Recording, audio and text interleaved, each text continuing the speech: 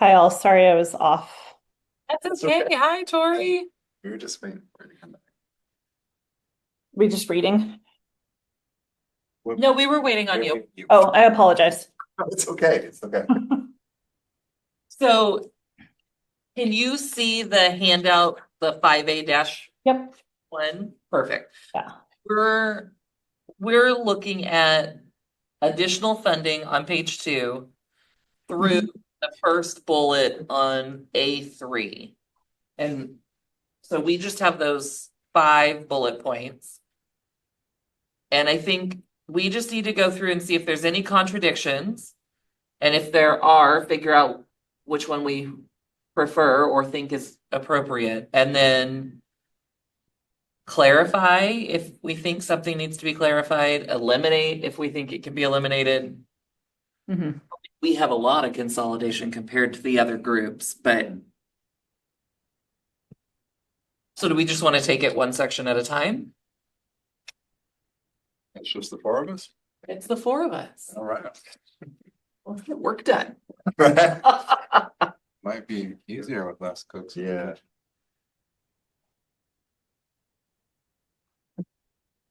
So does anybody see anything that can be put together, combined at the beginning? I don't remember that I see anything right at the top.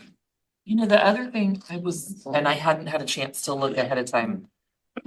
Remember that feasibility document too that we asked them to come up with? I'm wondering this first bullet point, what their response, what the staff's response was. The first bullet point meaning the The loan, grant. yeah, the loan grant option.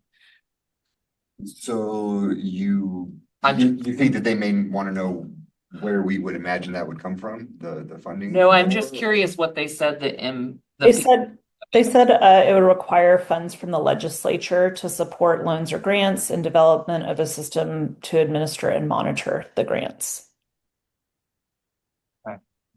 What page was that on, Tori? It's on page 3.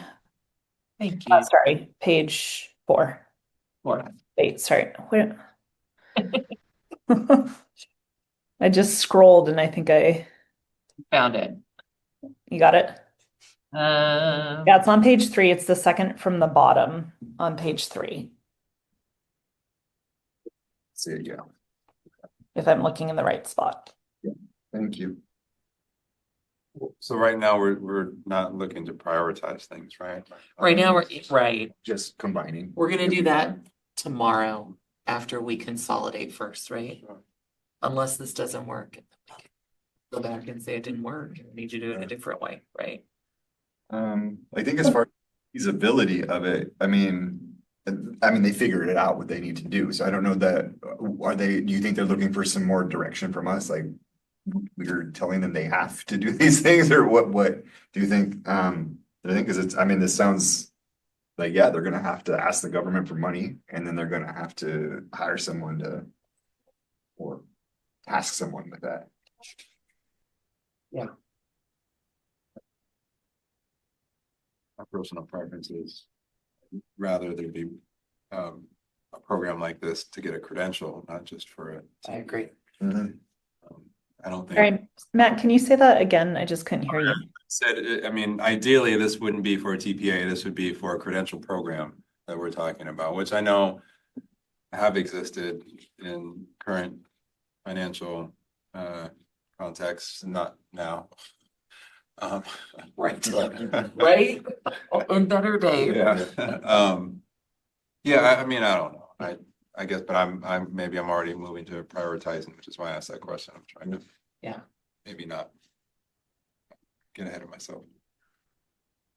I'd say one thing in considering the feasibility of grants would be that the legislature commissioned our group to make recommendations, and I don't think that they could think that we wouldn't make recommendations that are going to involve money, So I'd say that would be one thing that I would think about. The other thing I would think about is just some stuff that we heard at the UC Deans and Directors meeting 2 weeks ago around the state the state's in a terrible budget situation, but they are also going to do whatever they can to try and fill in for any federal funding that's getting lost. And so I don't think that that means that we need to change anything in what we're doing, but I think it is something we should just keep in mind.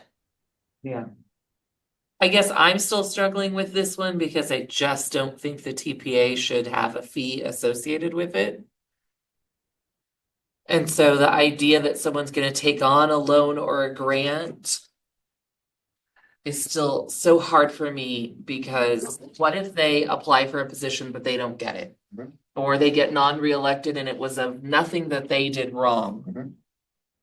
And now they have no job and they have to pay back a loan? Or they're an undocumented candidate who cannot get a job because of their Yes. documentation status. So many years ago, when I got my teaching credential, I did apply for a program through the state of California. And I had 5 years to find a teaching job within that 5 years. And all I could find was private work, and that didn't qualify. So that loan that I had to fill everything out for and qualify everything, I couldn't get. I couldn't get any of that money because they said it didn't follow X, Y, and Z. So I'm with you on that, that it's a hardship, but it's more than what they're getting now. You know what I mean? Yeah, the other concern, which you just said, was you had to fill out all this paperwork, which to me is adding one more labor, right, in this process, and I'm not sure if it's worth it to a candidate. That's up to the candidate. But it's one more barrier, right? And if our charge is to reduce barriers and we're only turning around and creating, I mean, we're creating a new one to fix another one. Well, what is this, how does this fit our charge? I'm just thinking about big picture. Valid, what is the break? Reducing barriers was And one of valid, formative Yeah, so nature.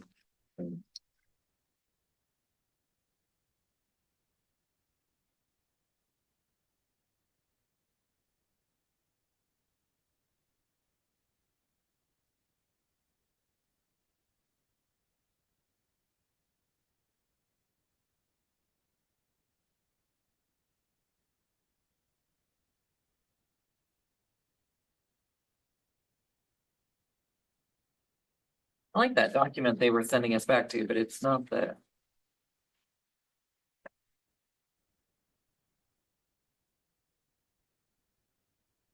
not the original charge.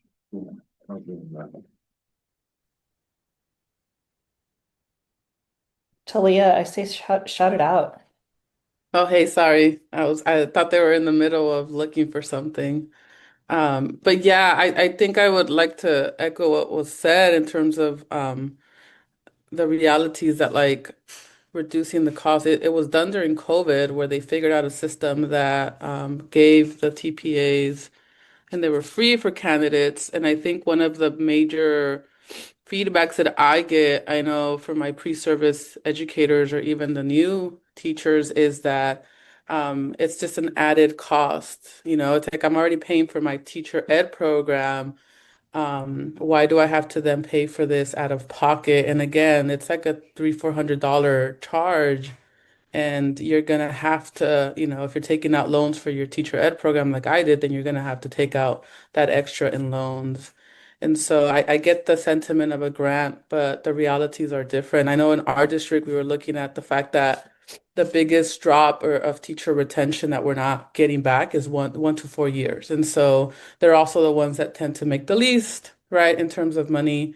And so I feel like, you know, if we're gonna come out later on tomorrow, prioritize, you know, the worst that they can say is no, and they can figure out budget issues later. That's not our charge to find the money, right? Our charge is to be able to say, look, what's best for our teaching force is for this to be a free to candidates, or figuring out a way where it's not an added cost in the moment, right? So it's either embedded within their tuition, which I don't know how that works at the institutional level or programmatic level, but the reality is that this is a sort of financial barrier that exists, and any kind of conditions to that money are also barriers because the biggest drop off of teachers is 1 through 4, at least in the largest urban district in California.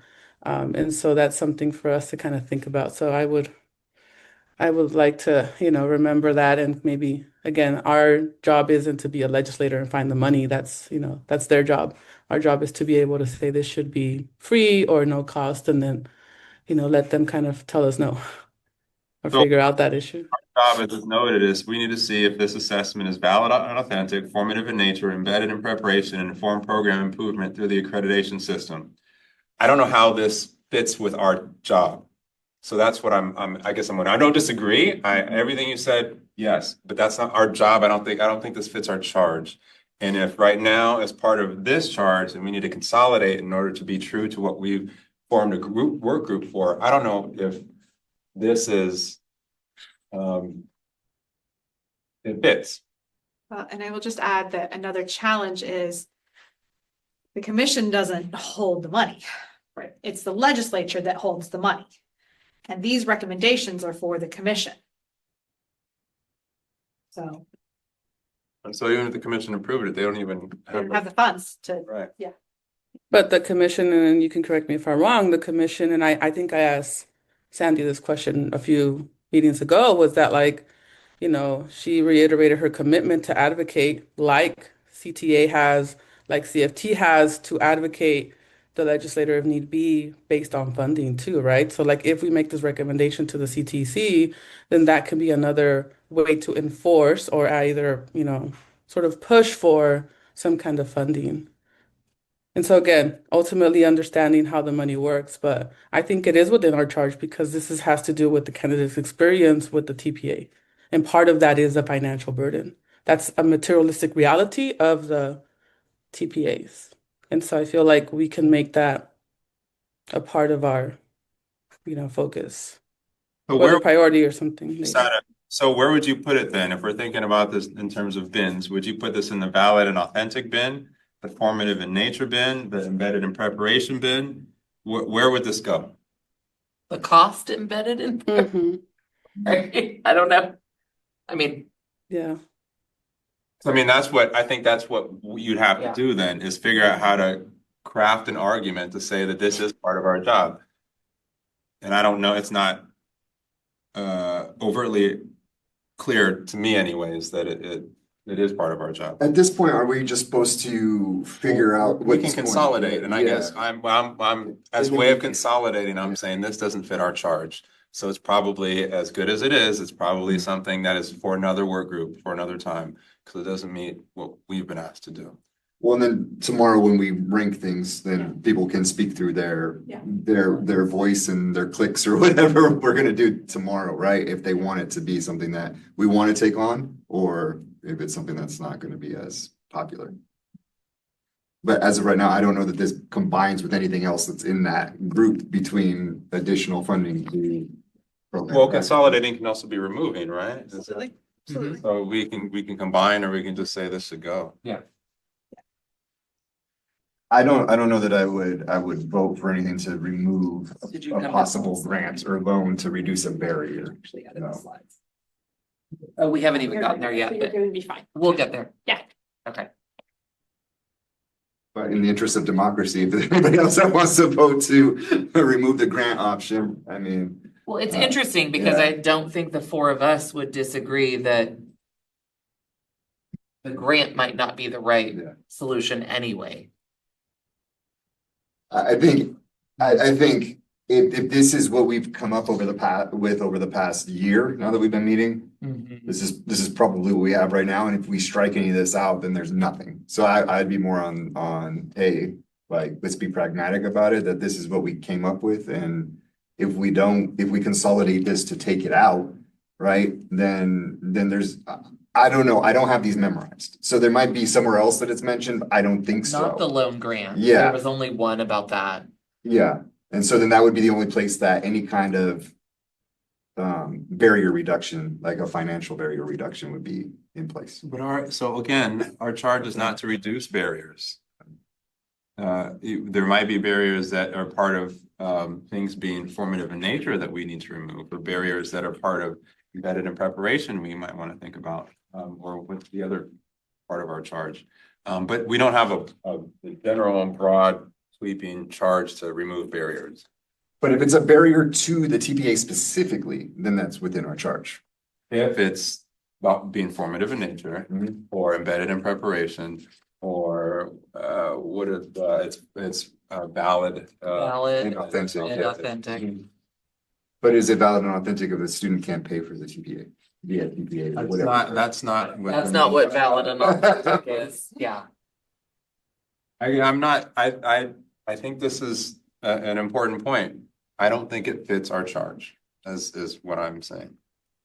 Can I'm going back to our first work group meeting, and it is, I think, handout 1-1 from September of 2024, agenda item 5A. And it says in here, exactly what you were saying, Matt. It also says, though, under topics for consideration, which are those 5 topics, the work group shall at minimum consider the following topics.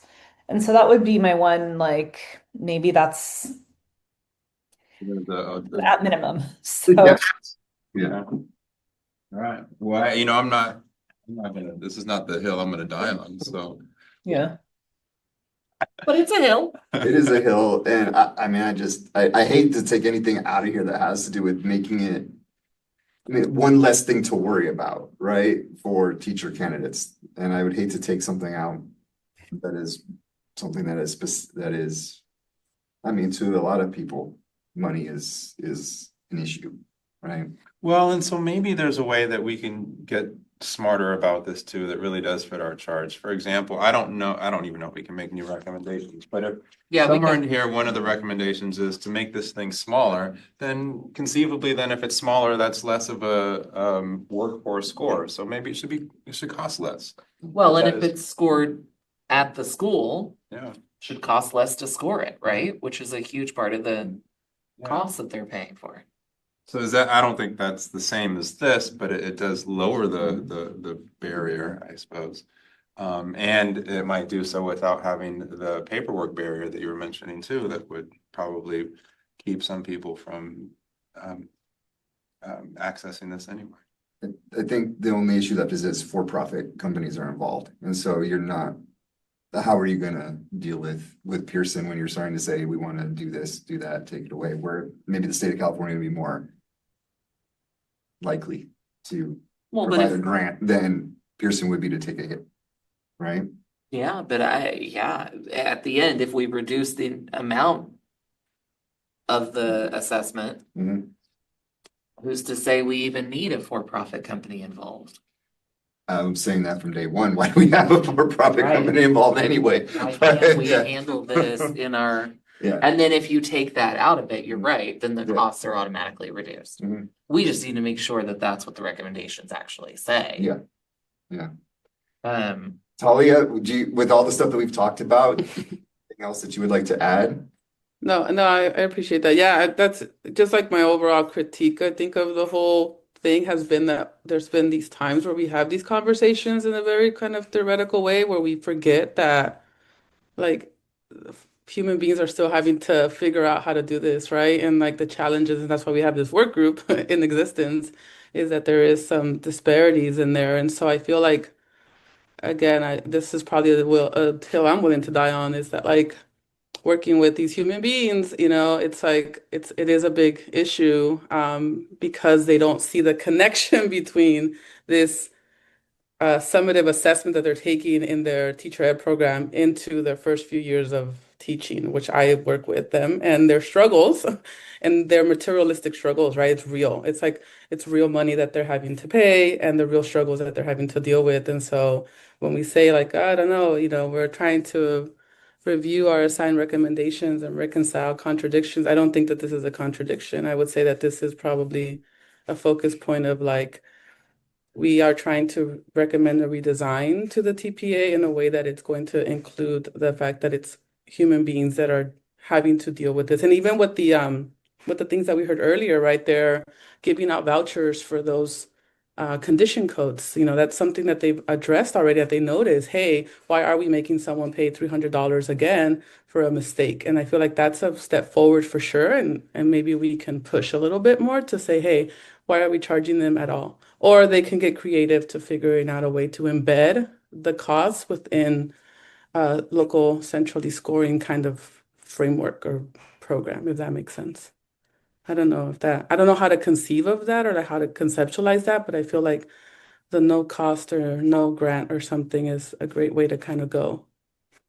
But they can just say no and that's fine. Yeah, I mean, I agree with no cost. I just feel like from the get-go, we've been talking about why do we have a for-profit company doing this in the first place? And that's going to be always the issue, right? As long as they're here, we're not going to be able to talk about no cost, right? We're going to have to have something else in here that says that Pearson is not allowed to give these or something. Yeah, so I don't think that, I honestly don't think that's going to happen. But so that I think, I don't know. Again, it is a hill, but I don't know that it's, I don't want to be the person that takes a barrier that was about to be knocked down and say, oh, hold on, let me just, Keep it up yeah, there. put that back up for you. You know what I mean? Mhm.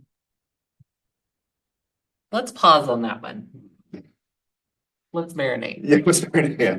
Think about that one. Is that good with everyone? Sorry. Good? Okay. The next one I think is interesting. So it's talking about assuming that there's going to be costs with local scoring, that we would use funding from the state to ensure all of these things. Again, I'm not sure how feasible that is in terms of, can the CTC take this recommendation and tell the legislature what to do? They can't, right? I don't know. I don't believe that they No, can do that. they cannot do that. So, but that's also, government doesn't work in absolutes in black and white like that either. So, but I'm hoping, and maybe we should do a little check, that all sentence 2 Mhm. exists in the local scoring section, right? Oh, which is the next one? Yeah.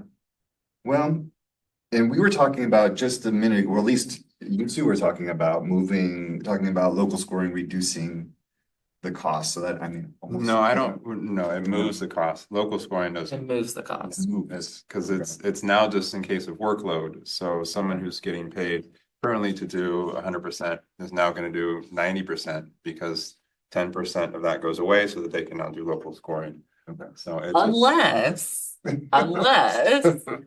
the TPA is an actual assignment in the class, and then you're just grading homework. Yeah. Then it's not.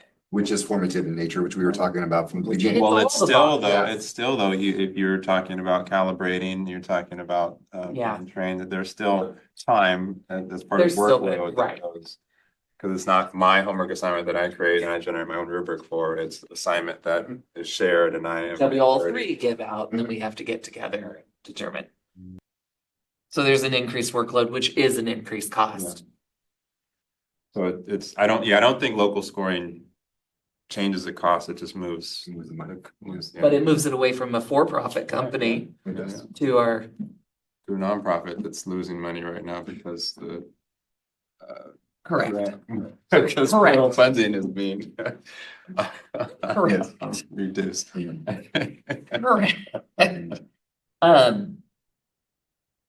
But I think we would have to rephrase what we actually want this recommendation to be. I think it would have to be more CTC advocates for funding from the California State Legislature to address increased cost, right? Mhm. If we just kind of, So you would say you want to change this recommends to advocates at the state of California, or how are you just? Do we want recommend, require, advocate? you want to keep it recommends? I'm wondering if we want to, as I'm hearing you talk, there's like relationships between these things, and whatever happens with one is going to affect others, I think. So I'm wondering if we want to change it around like the work group recommends that the CTC study the financial implications of the assessment, both on candidates and on programs. Like some, I don't know, something around that, or that we recommend that the CTC advocates with the legislature to offset um, fiduciary responsibilities for programs and candidates, something along those lines. Because I think it's both of them, right? Yeah, I like that. My only concern is when we say study, it's kicking the can down the road another couple of years and Mhm. 2 or 3 more years of candidates impacted and not supported because we're still studying, right? Mhm. I think even with the study, so they come back with a report, but then is there anything in There's there nothing that, actionable yeah, like there. are they, oh yeah, it is disproportionately affecting someone versus someone else, but are they actually gonna do anything about it? Or should we write something that says they, based upon a study, we advocate or recommend that this happens? Mhm. The tricky thing I think with local scoring, just having done it for years with PACT and organized it and everything, is that you don't quite know what the financial, like, we don't know how local scoring is going to end up looking with the TPA. So therefore, we don't know what the financial burden is going to be on institutions to do it.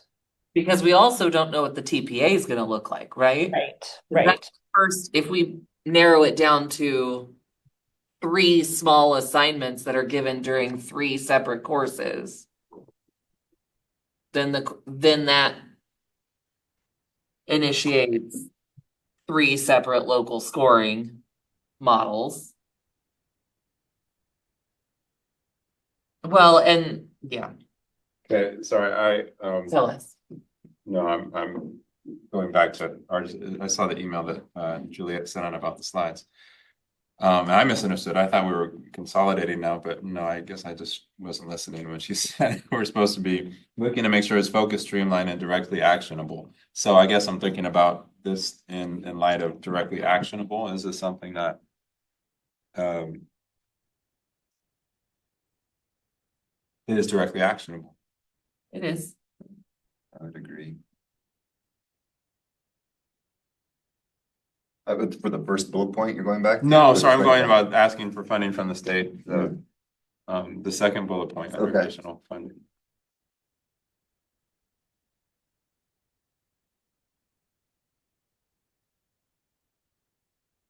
Yeah, I think it's actionable, and I think even under their feasibility, it just says the recommendation would require changes to budget to the legislature, which isn't our job, but that would be the commission's job to make those connections.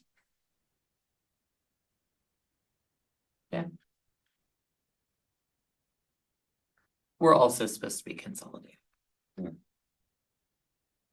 doing a lot. all of it all together. Put it all together, and we haven't put anything together yet. Well, I think Matt very nicely just said bullet item number 2 marks all the boxes. Yeah. Right? I didn't say that, but I'll go with it. So, I mean,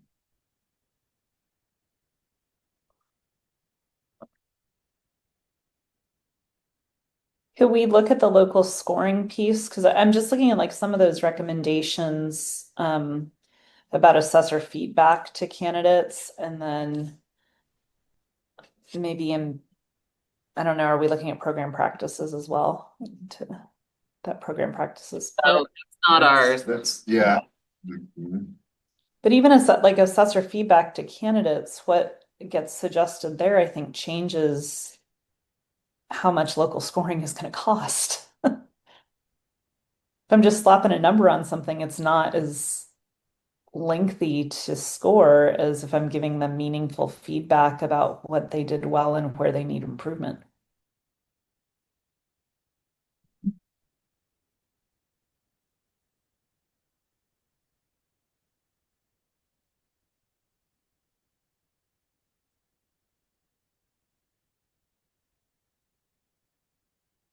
we do have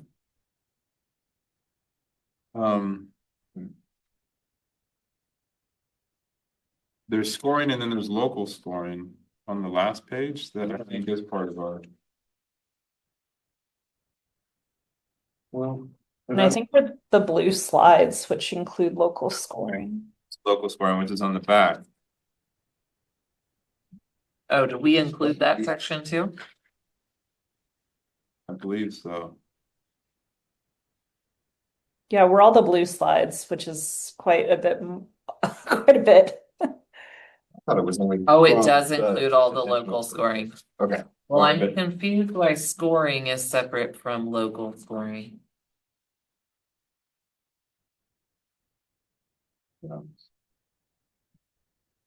Okay.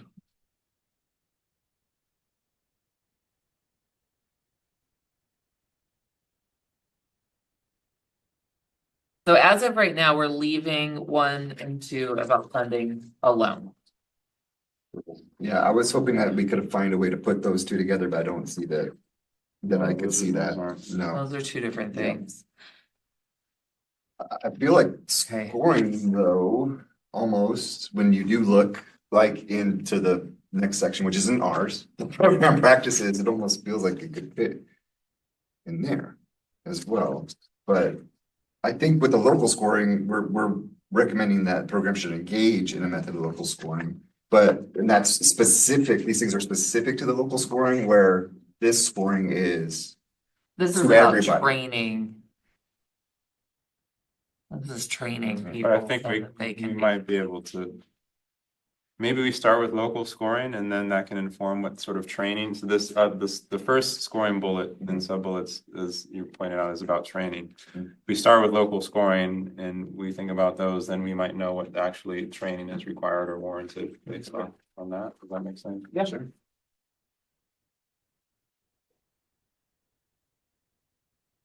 This is where contradictions are.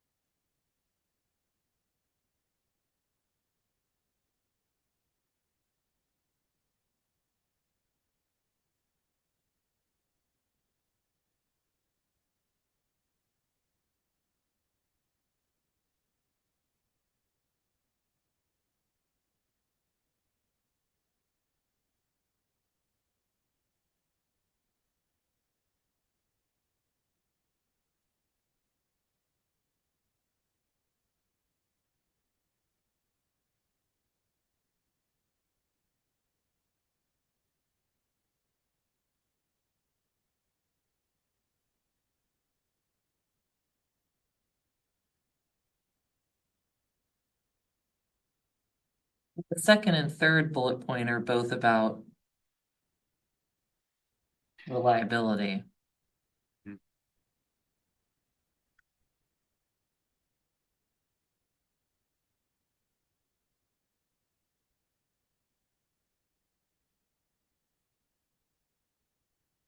Those could probably be. Those should be together, right? I mean, they say. I also have a question about the first bullet point. After the colon, it says collaboration in training and scoring. I'm wondering if that's supposed to be calibration.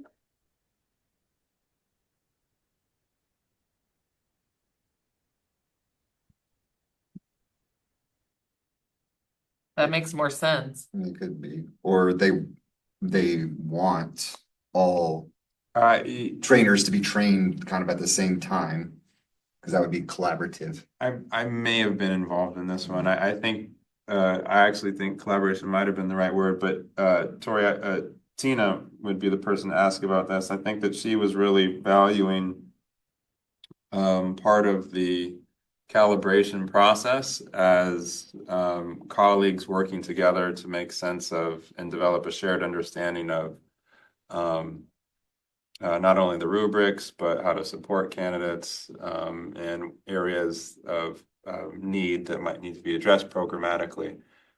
Don't hold me to that, but I'm vaguely remembering conversations around those lines. So maybe I'm saying double check before changing collaboration to something else. You're collaborating in the training process and scoring process. Okay. Because scoring the common sets of work, all that kind of stuff leads to a collaborative team.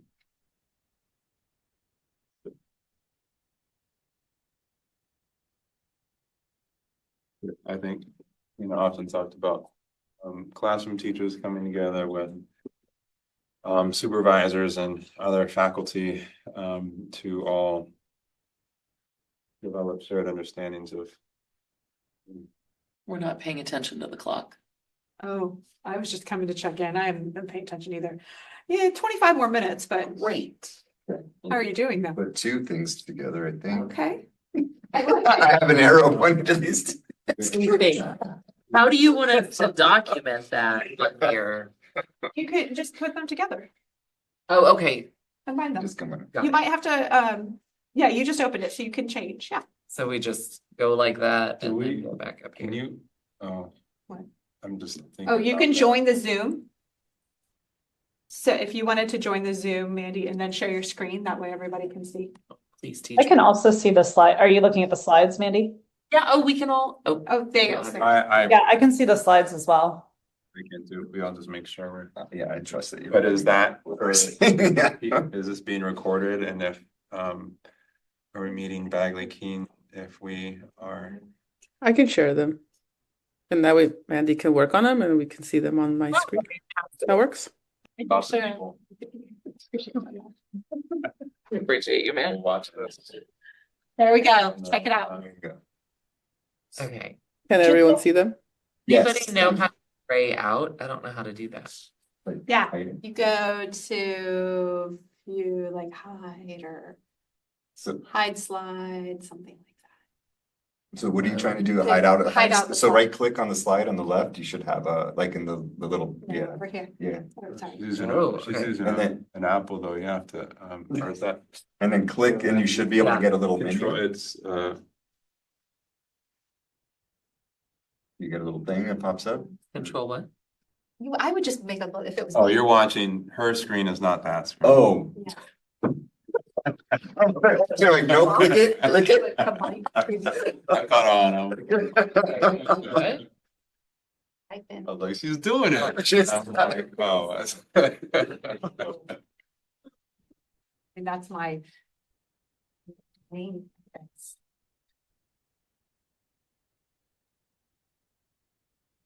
Juliet, we were asking about funding, or we were talking about funding earlier and just about if we end up we haven't landed on anything, but if we end up making a recommendation about funding, how does that work since the CT, like, do we talk about it as like we recommend the CTC lobby the legislature, or is it like, how do we know anything about that? Have to happen as I understand it, because the CTC funding, yeah. I mean, there's a set amount of funding and there's not extra funding to cover the cost of the performance assessment. So that funding would have to come from the legislature. Ask the CTC to take a 10% pay cut Yeah. in order to fund Yeah. a loan/grant Yeah, program. but then who's gonna oversee that and administer? Correct. Yeah. Oh, okay. Oh, perfect. Look, my slide's showing. What if I take out the part I highlighted and then combine those two sentences?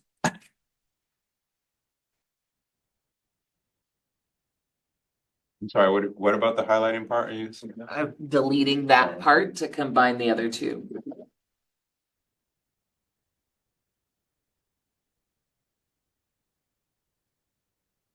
Yeah, because you have reliability down there, so Yeah. I think we're good.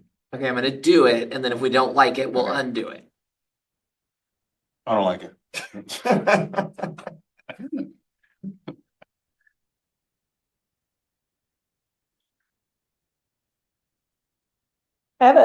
I do have a question. Sorry, not to be a pain here, but there's something here about, I feel like there's two separate things going on here. One is that there's a recommendation that any local scoring includes rigorous standards and inter-rater reliability. And also this double score candidates TPA resubmissions, that feels like a different part. And if I remember some of the discussions around that, it was about if a candidate has to resubmit, then the program locally scores the resubmission is kind of, I'm not, the double score their candidates resubmissions is what I'm. Yeah, no, I agree. What if we move that one up to the first bullet of local scoring when it says, when we're offering some flexibility? So there's like 4 sub bullets and 4 tasks embedded in the courses. TPPs do a percentage. They do 100%, and maybe also a TPP, double score all. Where'd the other one go? Oh, The resubmissions. uh-huh. I have a problem with a program scoring their candidates resubmissions. What is to keep a program from just passing the Yeah, candidate? it's a double score, not the only score. So this would be probably more for the formative piece. Mm-hmm.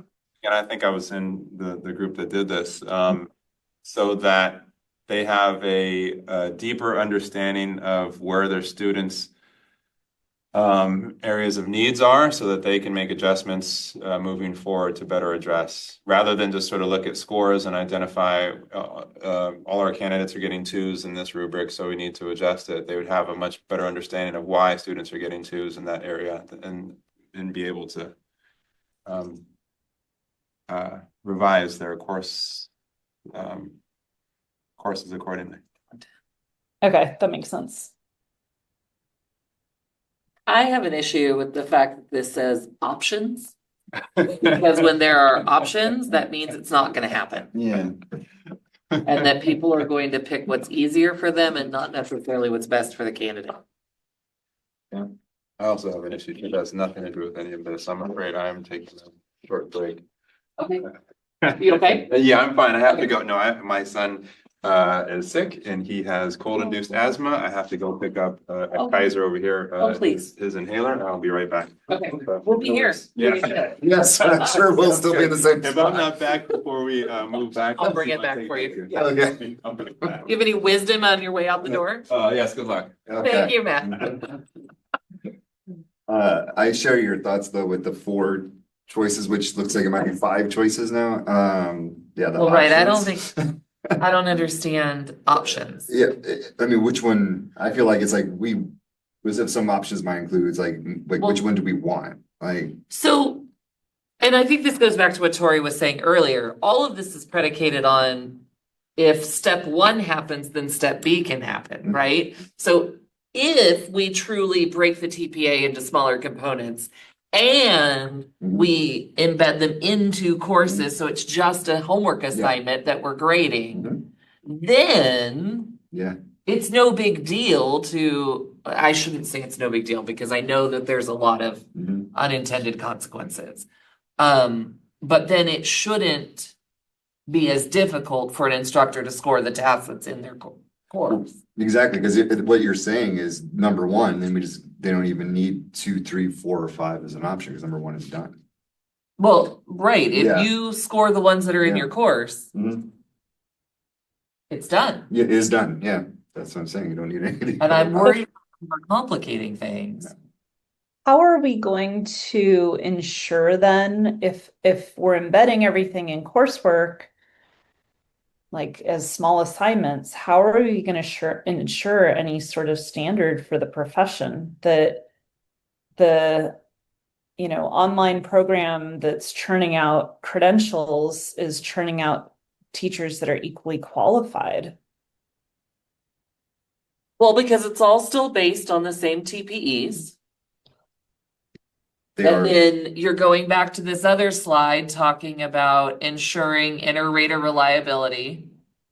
How will that be done if, how will inter-rater reliability across California teacher preparation be done if the entire TPA is small tasks in coursework?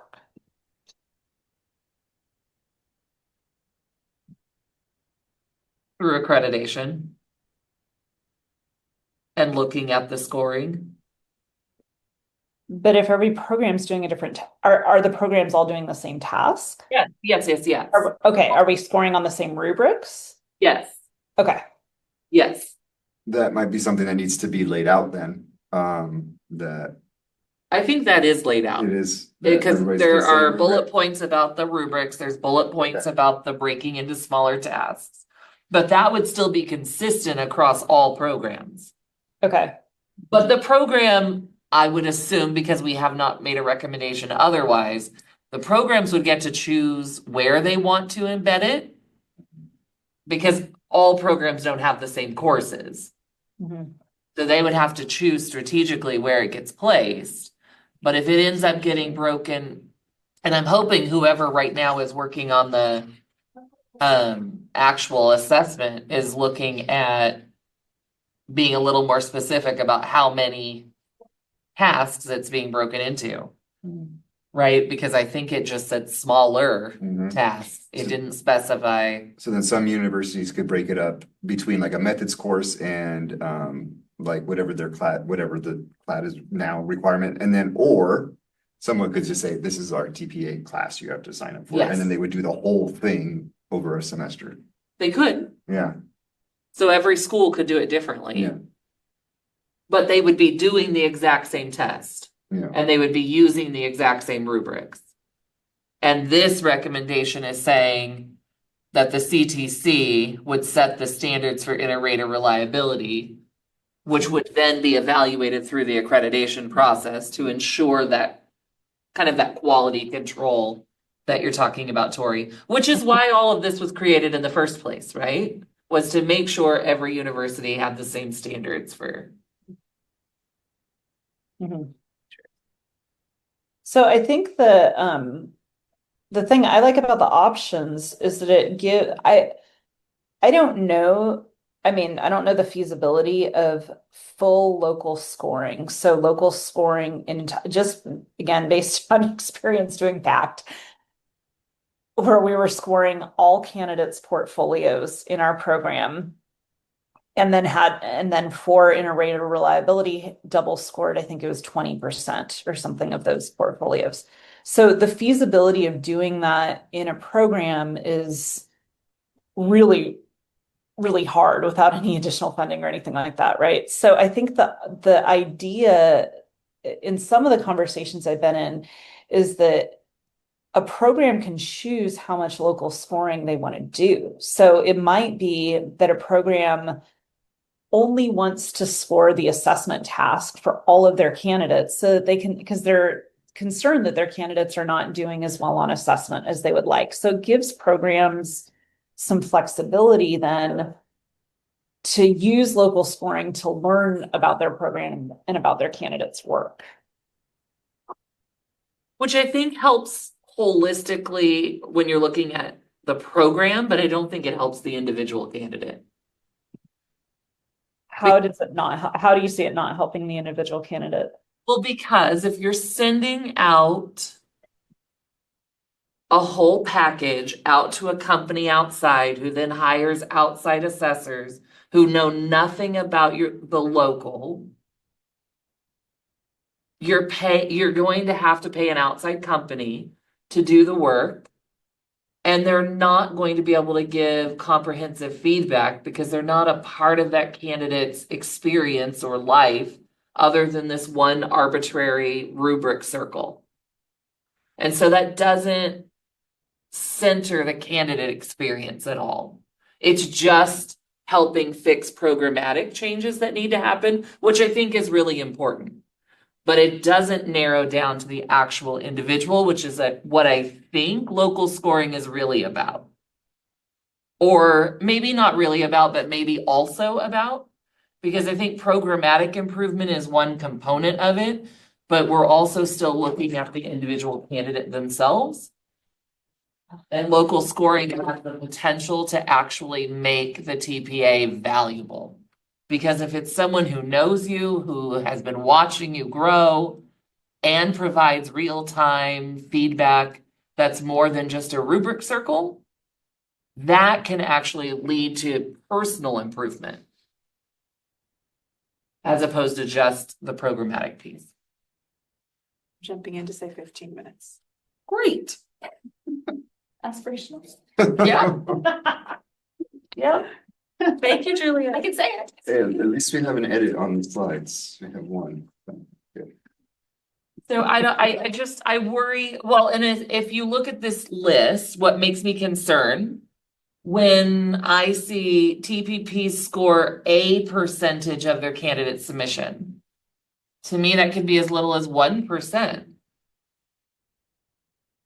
And does that support individual candidates? I don't think it does. And we've seen when we watched all of the pact happen, everyone abandoned local scoring because it was hard. And it was expensive, right?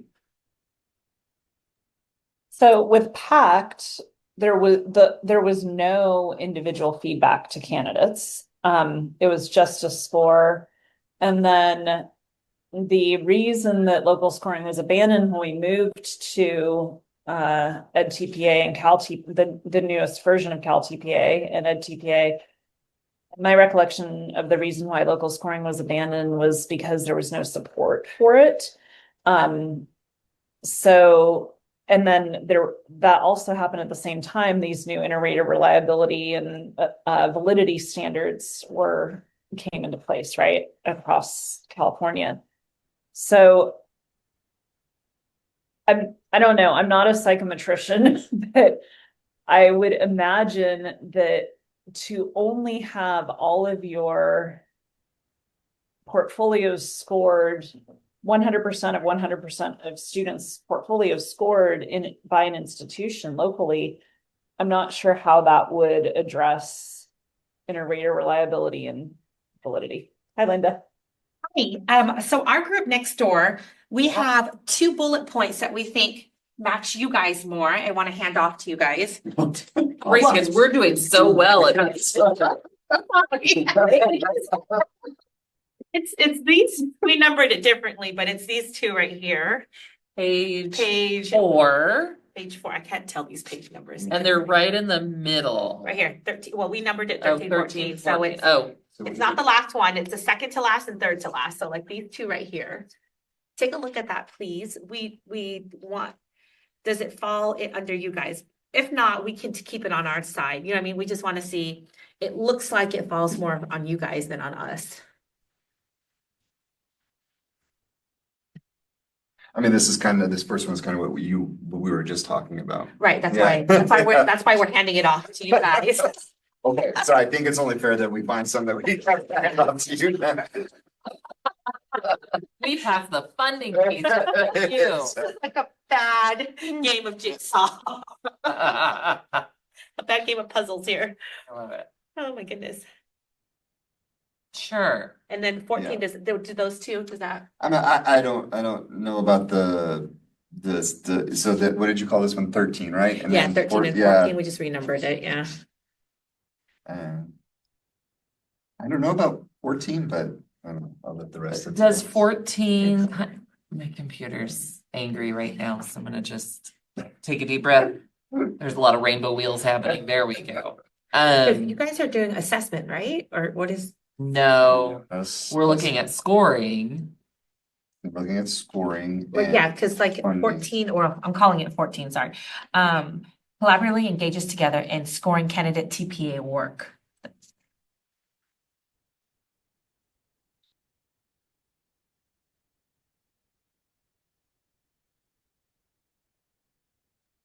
Sorry, could you say where that is, Linda?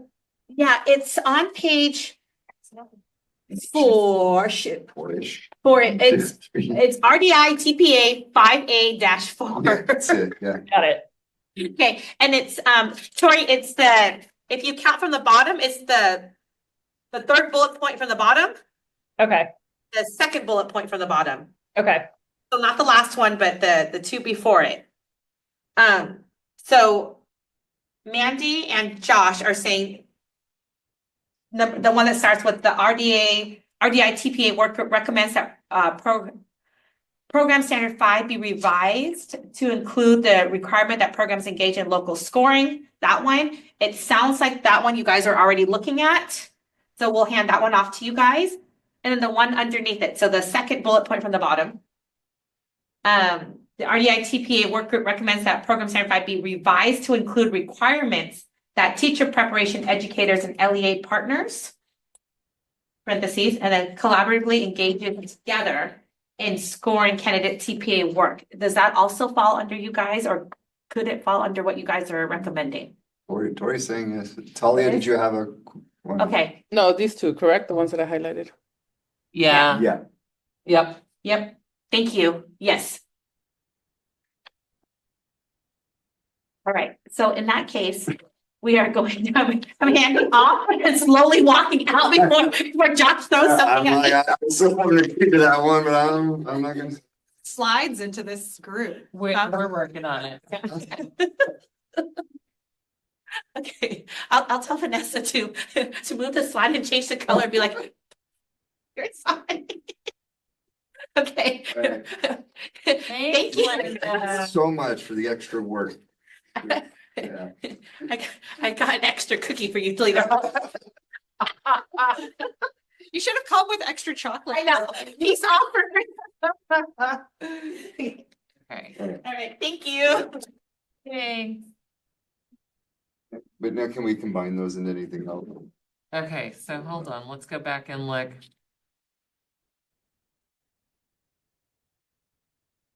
Did I move the right one? Please tell me I moved the right one. I did, okay. Which slide are we looking at so I can? So I moved them up. They're now in the blue section. They're 25 and 26. Okay, yes. I just moved them. I didn't do anything with them. I just changed them from green to blue and moved them up. So Mandy, I think this speaks to what we were just talking about. When I look at this recommendation, this is about programs understanding candidate work. It's not necessarily about the benefit to candidates of local scoring. And so I think if that's something important, we might want to emphasize that in our recommendations. Which part, Tori? The slide that is being shown on the screen right now, it says that program standard 5 be revised to include the requirement that programs engage in local scoring as a way to look at student work in the disaggregate in order to better understand disproportionate pass rates. Programs will use their findings to refine curricula, equitably support candidates. So this is, I mean, I see the equitably support candidates as being a direct benefit to candidates, but it seems more like it's about what programs are doing rather than benefit to candidates. Well, and that's because this came out of program improvement section, right? So that really was the lens that this was developed under.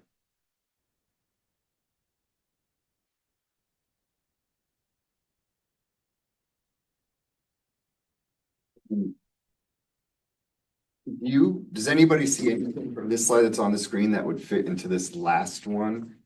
This Well, I think huge paragraph. 22, well, hold on. I think Yeah. 22 and 26 could go together. Okay. I'm gonna move what's on 26 up to 22 really quickly, and then let's look at them Okay. both together.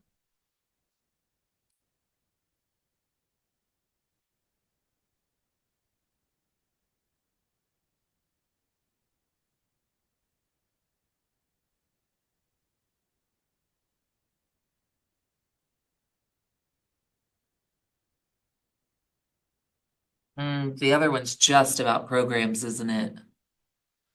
This,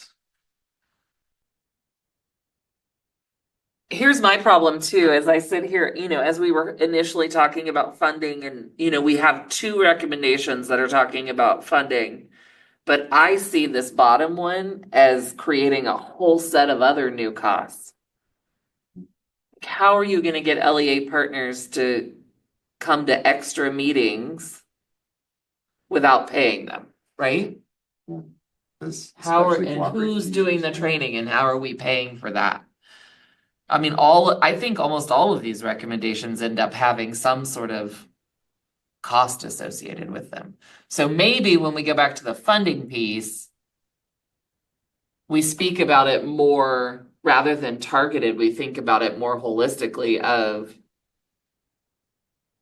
CTC needs to ask the legislature for funding to support the development and implementation of Okay. a new TPA, right? Mhm.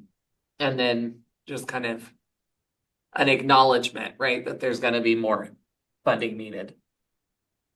And I have a huge problem with this recommendation that it's a requirement that LEA partners are included. That's just totally not feasible. Like, So either. Yeah. Yeah, I don't know how you're gonna, like what Manny was saying, I don't know how you're gonna get all these people together. To engage without offering something. Well, I also don't understand how like a site administrator is going to be scoring the work. That's what it's saying. They're going to actively engage together in scoring the candidate work. I also I also just I know I'm biased because one of the public comments came from the UC, but I would say there was something in there. My recollection from reading it is there's something in there about like the richness of a partnership between an IHE and an LEA is not about like just the semantics of the teaching performance assessment, but really the TPA is like a way to develop common language around candidate practice that we can then use to like both partner to help candidates transition into the profession, for IHEs to understand what the profession, like what classrooms in our area need from us, and then kind of vice versa. So I also like, in addition to not being feasible, I also see this as maybe taking away from some of the good work that those partnerships can do. Can I say something? I think I was a part of this group that made this recommendation. I don't know if it belongs here because I think the conversation was that the programs that are not embedding the TPA, the TPEs in their coursework or the field work, there was like a disconnection, and that maybe what they would benefit from was like a PD, a professional development on how the TPA works. So That's I don't know if this belongs here. I felt like that was a conversation about that. It wasn't, probably I a don't know. Yeah. bullet. That exists too. That's separate. 3:30 as a Okay, stop. then I'm off. I mean, Yeah, I mean, we got 13 minutes to figure it all out. But yeah, I mean, if that one already exists somewhere else, 'cause I feel like that was a whole conversation, about like the disconnect and all that. Like maybe that can belong there Yeah. and not here in scoring and additional funding. But this, the way I'm reading this now, just hearing you all reading it and talking about it is what this bottom part is saying that it wants the teacher prep to score it, but also it wants the cooperating teacher administrator and all to score, and that's just I don't I don't think that's that's not how it works. That's you know what I mean. That's going to take more than just a bullet point on this. I mean you'd have to change the whole thing. And that doesn't belong here. That's for sure. And I don't think that I'm with you, Tori, on this. I don't see how it's feasible. what To if we get all these take people together. this whole bottom part out and just do that? We have to give that back to the program I practices. have to get back. Can we just change the font to like have the strike through so that we can just say we want this out of here? Yeah. Yeah, just go to Format? Format. It should be one of the I can do it. Oh, you got it. I keep thinking that this is your screen, so I keep wondering, like, I'm telling you, like, no, You're go, like, go. come on, Dan, do it. But it's not your screen. Not mine. Okay, I'm just gonna take 26 out because it's up on 22. Yeah. Mhm. And then, are you okay with, I just added that second sentence up here that just says, Program Standard 5 be revised to include local scoring of candidate TPA work, but it doesn't specify. Could we combine that with the slide above, I wonder even? All the Like, bullet points. I think so. I know that makes it lengthy, but what about just RDITP work group recommends that program standard 5 include a requirement that programs engage. I don't know, does that work? Yeah. Yeah, looks good. Mhm. Oops. I think we should take this part and move it separate. Mm-hmm. I think the first is like a purpose statement, and then Yeah. I'm still just, I can't get over score a percentage. To me, that's problematic. I think, but what if CTC said, I'm thinking about large programs. If you have a huge, you're a CSU, you have a huge program scoring 20% of your candidate's work. I understand that it does not allow you to give the same feedback to all candidates, but it does allow you to, as a program, to gain a snapshot of candidate work in the program.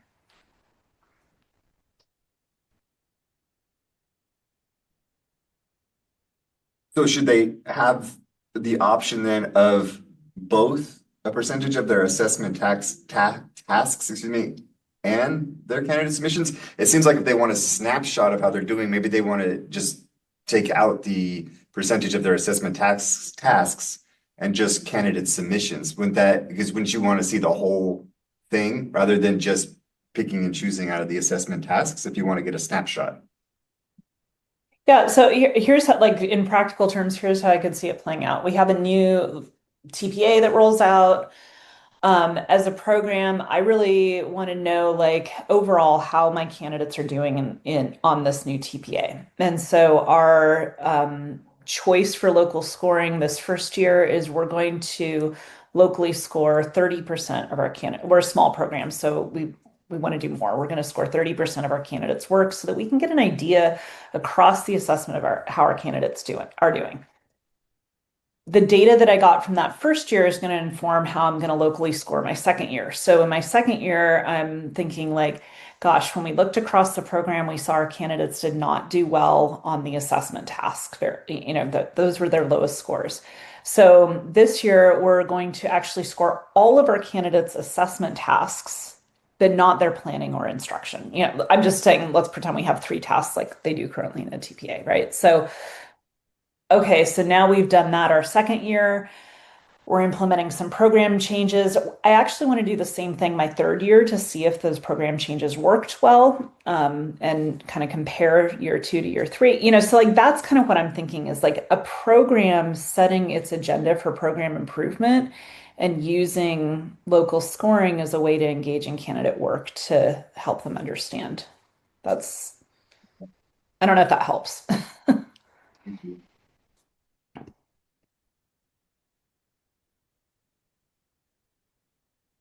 And I think again, I don't know, I hate to say the same thing over again. I think that meets the intent of one aspect completely.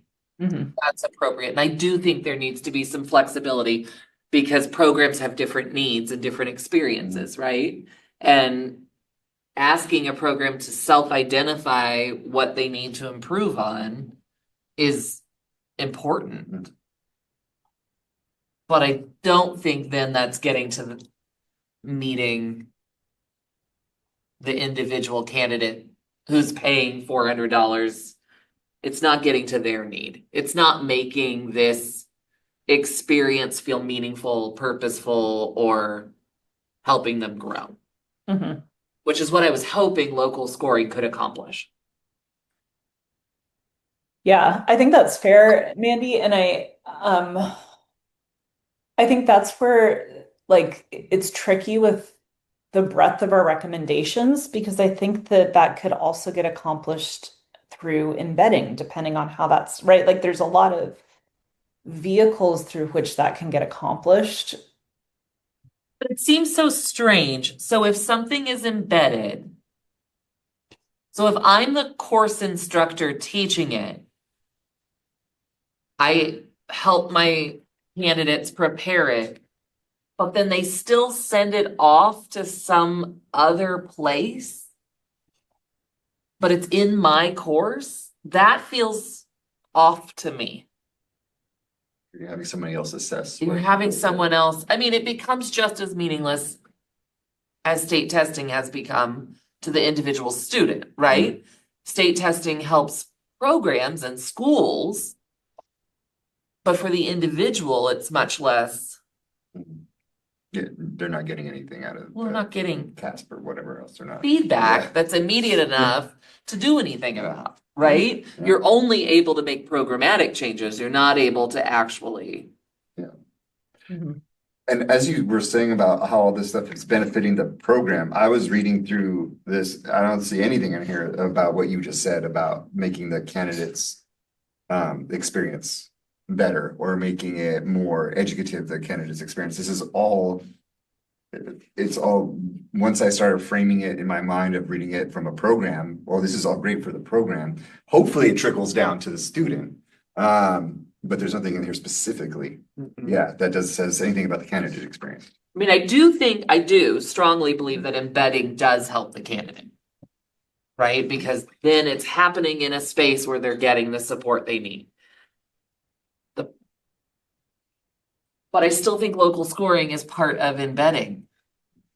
I still think it would be strange to send out an assignment that you just spent 6 weeks helping someone develop and it going out into some unknown Yeah. place. So when I'm commonly scoring an essay, I'm commonly scoring that and I'll do it without knowing who the student is, a big stack with 3 or 4 other teachers, and we just grade through that. But we're still the same teachers from the same school with the same goals, with the same meetings that we have to say, what do we want from our students this year, et cetera, et cetera, et cetera. If I take that stack of essays and I just send it off to Ohio or whatever, guys, right? You know what's happening. But still, you know what I mean? I mean, I understand. I agree. I mean, where's I guess back to the formative discussion that we had at the very beginning, right? And that this whole process is really lacking in that formative nature. Which local scoring could help to Could. solve, right? Embedding can help to solve the formative piece. Especially if you broke it up into smaller chunks throughout the program. And those tasks were graded in their inclusion class, those tasks were graded in their EL class, those tasks were graded in their methods class, whatever it was, whatever it matches up with.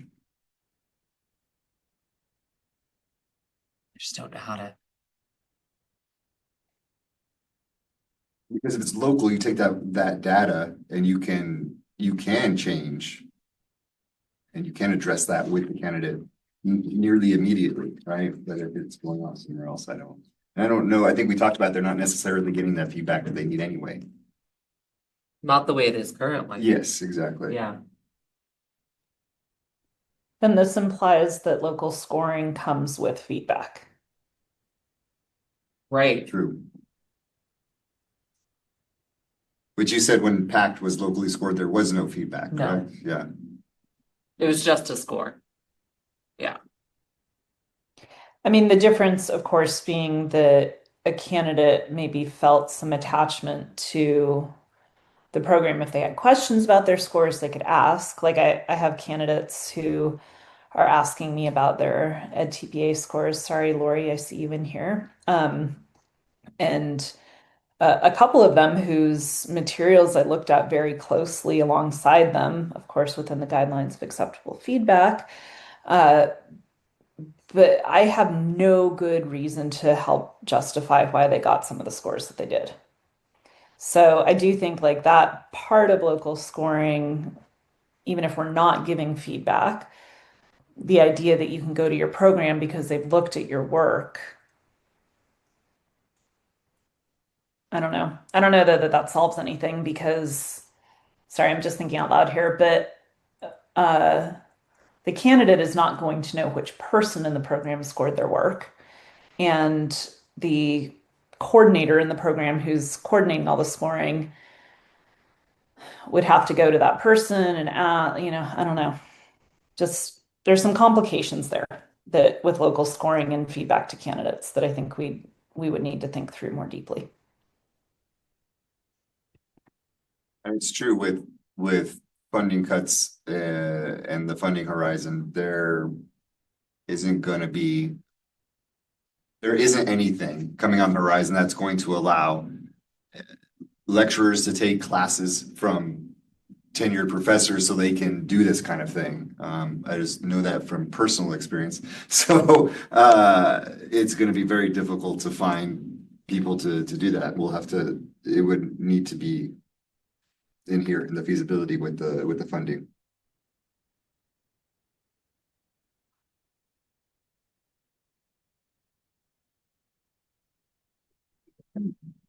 State. Gather some more money so we can do all these things.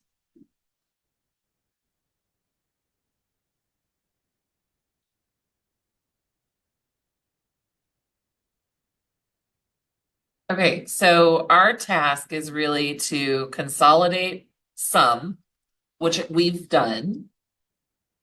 Not, I don't think any of us feel that we're done, but we've done some. And then we're gonna take some time to look at all of them again. And then we're gonna go back and keep working, except we won't be allowed to come back here. We have to go do something We'll go do else. something else. Yeah, I think those are the rules. So now it'll go on to someone else to look at what we did and then kind of figure that out. Do we feel at least okay with that for now? Yeah, I think this is. I think we might be. No, Okay, okay, no, I'm just saying hi. Usually when we see you, it's because it's time to go. earn your reputation. Yes, exactly. I'm like, oh, I take some time.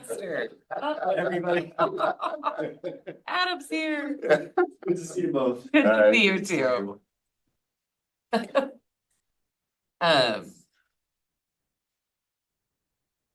I mean, we did something. We did. And we're gonna do this, we do it individually next, right? Aren't we supposed to go to the whole Yeah. thing individually next? Yeah. Okay. Yeah. I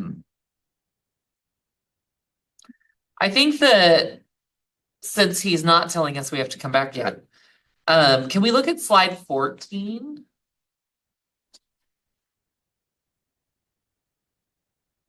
So it was the one that was labeled scoring, but I don't think that's really what it was. I think it was about asset-based feedback. Okay. Remember that one that talked about focusing on what candidates can do rather than what they can't do? Mhm. And then it also said deepen assessor knowledge of the specific competencies so that it's culturally responsive, which actually I think is a whole separate piece. Getting ready to come back. Do you have enough?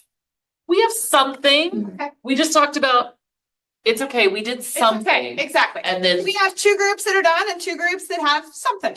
Okay. So there we go. All good. we have some. Yeah, I do agree with that.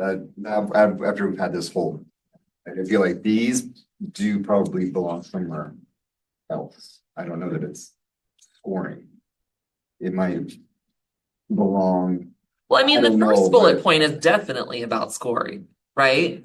yeah, but I also feel like it's a program practice. Can it be as well? Because you're telling them how to shift their way of, But I think this is looking at creating rubrics that are asset based. Right?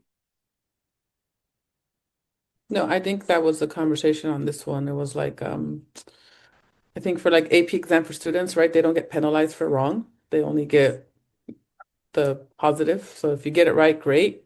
But if you get it wrong, doesn't necessarily matter or count against you. As long as you get enough right. Yeah. That's my understanding of how at least Ed TPA is scored is that assessors are looking for of evidence for, not evidence against. The only place they'd be looking for like quote evidence against would be like content misunderstandings or safety violations for science or something like that. But I think for the most part, assessors are already trained to use an asset-based approach. Okay. The condition codes don't make me feel that that's true. Oh, interesting. I'm curious, which condition codes? Just the ones that are saying that it's the content isn't Hmm. appropriate enough. Yeah. Or well, they chose the wrong submission. No, that it didn't meet enough of the content requirements. So rather than just grading what they gave, saying that it doesn't fit within a certain mold. And it's getting condition coded rather than graded.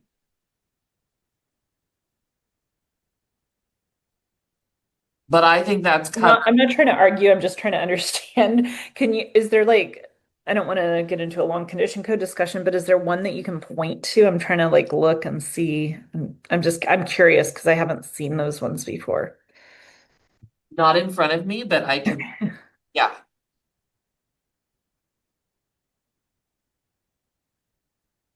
Not in front of me, but I will. Okay. Yeah, I'm curious.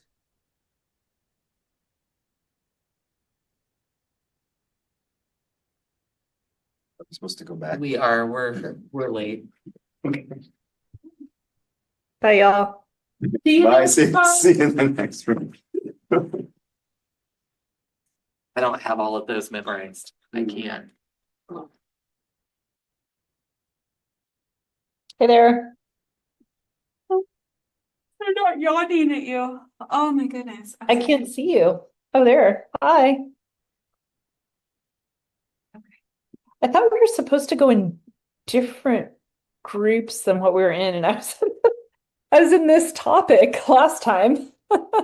They just pushed you, or did you? Mhm. And Yeah. Oh well. well, you can be the guiding light because it's starting to get muddled now. There's so much information. Oh my gosh. So much. Good. You know what I mean? I'm gonna try to sneak in some conversations about what people are eating for dinner too. Although I suppose you get lots of choices for dinner. Never be able to hear. Right. Okay. Hi.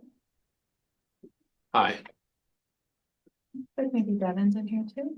greetings, Dr. Harvey. Oh, hey. How you doing? We had like the second wind Yeah. and now Family time. second winded. Well, good news, we're getting close to 5 p.m. So Yeah. Second winded. Maybe if I hit refresh, I'll be able to write. Fix the slides. The chief executive said that it erased the comments. So I think we're just accepting change. Oh, hello, Colin. I love it. Now Right, still- so this is the Comment only. right here. This is Maybe a good one. I never get to work with Colin. the Or Jason. top group right here. That's why I picked it. I was like, we're gonna go the whole thing and never be in the, We do all sorts of stuff. You living further away from me. I thought Devin didn't have a Work chair. together. No, he does have a chair. Yeah, but we've never been in the same group. Probably adjust. Just too much joy. What can happen? Hey, Corey. Hey, how are y'all? Good. Who's in here? Jason, Devin, Colin. I can't see everybody. Hiding from the slide. It's been. Ben is hiding. Did everybody hear the announcement about the slideshow? We're just using the same one from before. Yep. Because we couldn't copy the comments. I'll change that and then Refresh. refresh in like 2 minutes. So then is our group only looking at, We got a line. I just have been going through all of them. Come on, you guys. I What are think we supposed to be talking about? purple. We're in the second, We're in but purple. we don't have to do local. We might be in blue. Purple, we're blue. We're in I blue. left my I paper. said blue. Aren't we blue? Yeah, we were purple last time. I can't be purple again. Matching my shirt. Additional funding. Additional funding, You like this stuff? scoring, assessor Lovely. feedback. Mhm. Is that what it is? Additional funding, scoring, Oh, yes, because I and wanted assessor to, feedback, or just those two? say I don't want to talk about funding though. there's no money. Three. Yeah, I know. it's Yeah, that's big. a response, no money. So those three, both three? Just ignore money. Helping.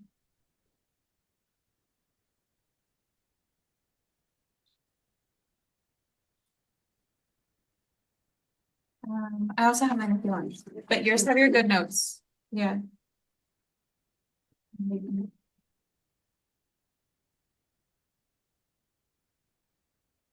Oh, okay, so those three.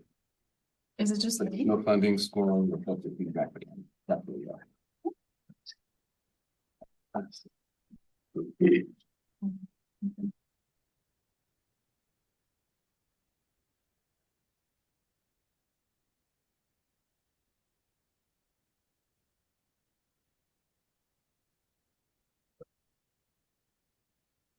So I wonder if Tina says that Shayna's wording is important or if the actual slide is the correct wording. Tina, what? She's in I think she means it, the the slide. slide itself. Yeah. Actually don't even know what Shane is saying. Tina said, I think this is a very good way to word this. Are we talking about slide 15? If you refresh, you should be now. What did we do? Hit refresh. You should be able to edit.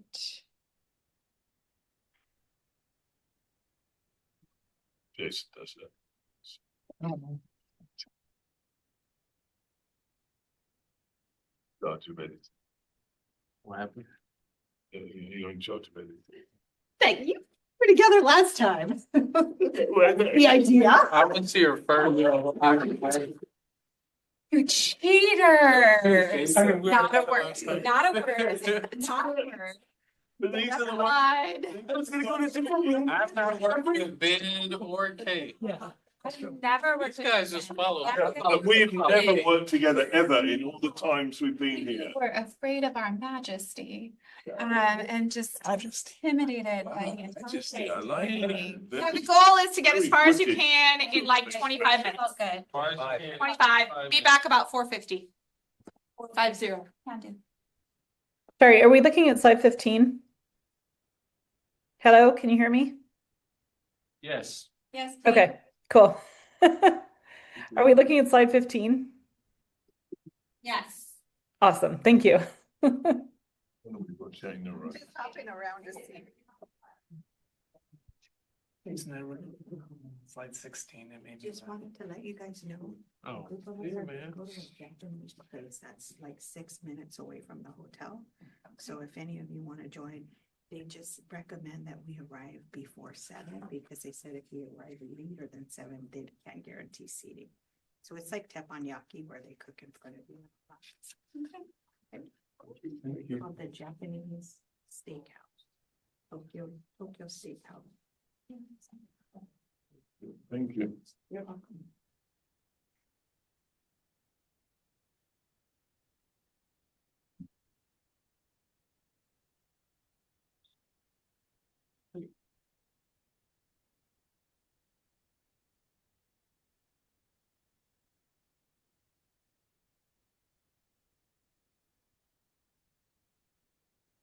So for slide 15, should we make it a little bit more broad to say that we recommend that the state cover candidate TPA fees? My assumption is, I'm just like looking at the comments, my assumption is I don't know feasibility wise. Right, because that's what Tina's response was, and that's what Shannon's response was that it's the overall desire to make it affordable or free to candidates. And that there should be a way to explore it, but they're going away from making it free in the comments, they're going towards looking into how to make it free. And I think that was the reasoning behind the way it was worded, to say this is how it can be provided as something free, rather than just saying, make it free. I have a silly question. Because I'm not at the university level and I did this 1,000 years ago. Does the Apple grant not exist still? Is that like retired? It's changed. 20,000. See, like how old I am? Why wouldn't you just use the Golden State grant to pay for your fees? Because TPA should be embedded in your coursework. So Golden State Grant's gone through a lot of different changes recently. It's Nearly cut. Yeah, it's almost cut. Interns have been cut. So like my program, no one's allowed to even touch it anymore Oh, okay. Interesting. because there's not enough funding to sustain. Yeah. So we think there's gonna be funding for something new? No, I think that's the point of the comment. Okay, so I'm just, Yeah. like, there was a grant program that did this. It's clearly like kind of being phased out because it's expensive. And if other slides, and I'm saying this as a person who has deep empathy for people who have to pay for this, if other slides say it's gonna be embedded in the program, why would we pay an extra fee for something that's embedded in your program? It should be part of your tuition. Then the larger conversation needs to be, how do we do? But it's also, is that going to be something that moves forward or not, right? So all of a sudden now, that's making an assumption that it is gonna be a cost to the program as opposed to a cost to a model sponsor. I'm not sure how that's gonna work out. And I think that's what they wanted to avoid, because as it stands right now, we can buy vouchers and just Okay. work that into increased tuition, but universities don't want to do that because it's tacking on more tuition to the candidate, and I think the idea is to. But like potatoes at that point, Yeah. it's dollars out of their pocket and That's exactly what it will be. okay, so just like logistically thinking through, if I had to go back to grad school, which I don't want to do. If I'm taking out student loans that are potentially subsidized, that's an interest-free loan or unsubsidized, as opposed to putting it on a 20% credit card? Or putting it on a 30% credit card, or paying out of pocket because my family can afford it? Like, where do you think that money comes from if it's not built into your tuition? Like, it's coming from people who take out loans for tuition, I think, get better interest rates than people who Yeah, they do. are using their credit cards to pay for college, because that's what they're doing, right? And the people who can pay cash pay cash.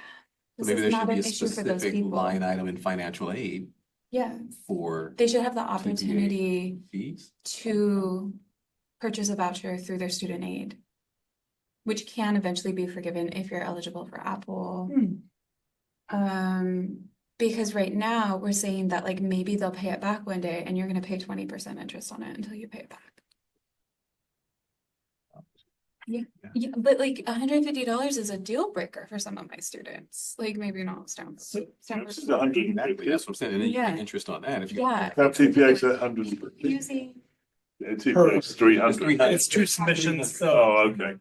300 in total is the same. So, and then ally to get burritos. and the feasibility report on this is that allocation of funds from legislature to support the loans and grants would need to happen, and development of a system to administer and monitor all those grants, meaning now you're hiring staff, you're hiring, and so all of a sudden it's a And for money. $300, it's probably not, like, you're going to spend more on administering it over the period of time than it would cost to probably just give it to people.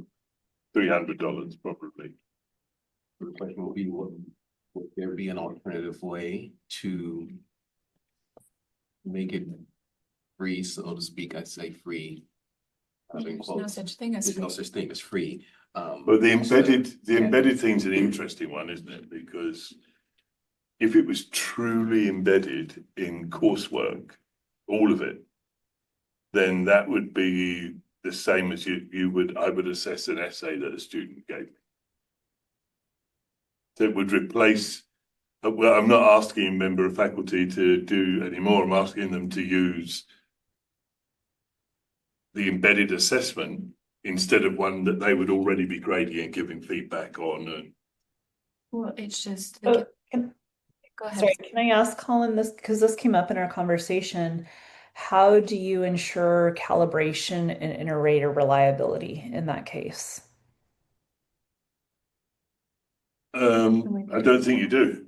I don't think you can. Mhm. The same as we don't across courses within any institution. Like our CNI in history might be very different and certainly never calibrated with our CNI in mathematics. And so they never really talk to each other about what they're doing and calibrating it or making it as onerous as each one. And I'm not saying I'm in favor of it either. I'm just saying that if things are truly embedded, then they can't be added on to what they're doing already. It has to replace something else.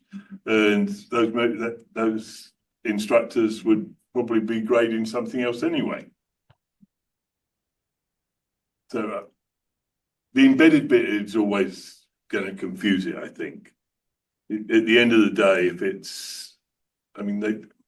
I just think the wording was pretty good there. I like the way it was worded. I can't see us getting any better than what it says already. Yeah, I don't think the wording is an issue. I think the concept of I think the feasibility and like the use of funds really concerns me. Like the cost associated with the benefit really concerns me.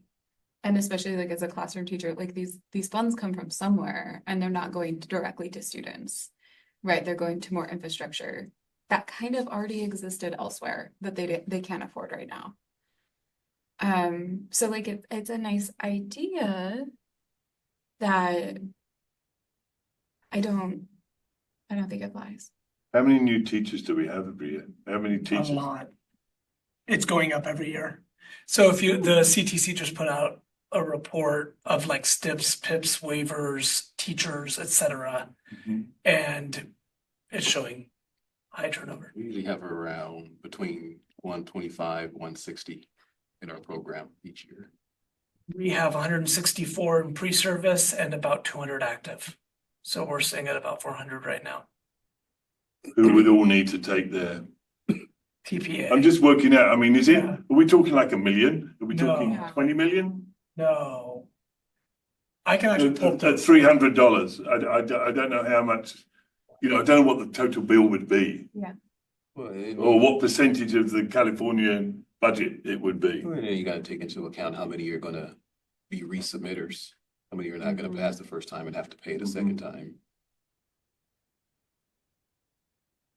Well, we carried it for a year, 2 years.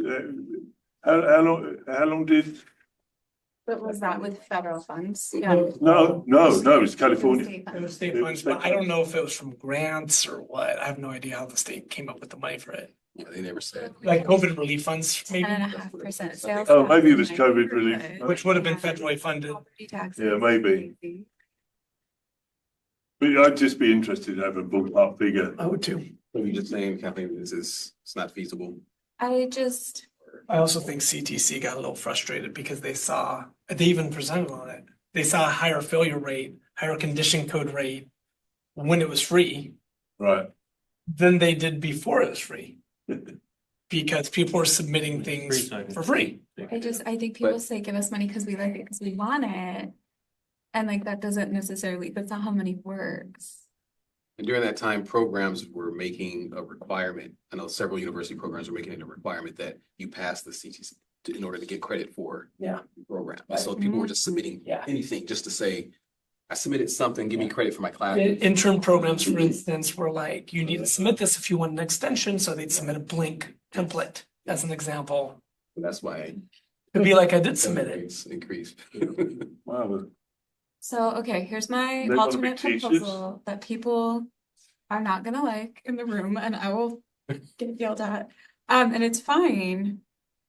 I do not know that free exists. Free candidates might Well, because it's not a free proposition. Like you can't take the bar for free, right? There might be a program where grants and aid from your graduate school program can cover it, right? If you're on scholarship from Stanford, Stanford can roll it in because I'm sorry, like, right?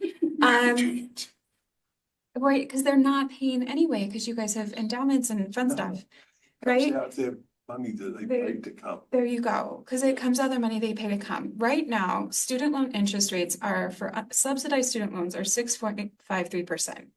In 2024, credit card interest rates hit an all-time high of 20.79%.